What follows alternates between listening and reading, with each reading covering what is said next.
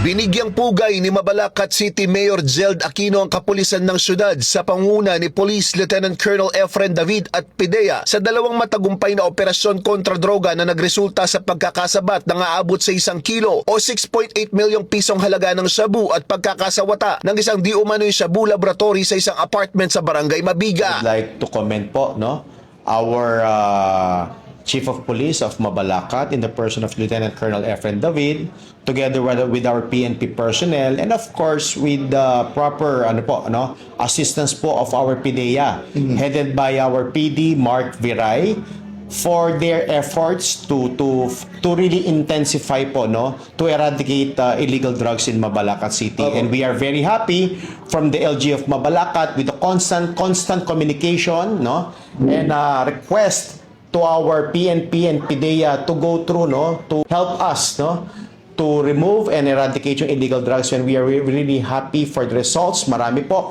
Just before the 6.8 million na nasis po and pagka-arrest po ng ating mga nahuling individuals, prior to that, merong ring operations ang ating PDA and PNP. Meron po sila nakuha yung parang kitchen style na drug laboratory.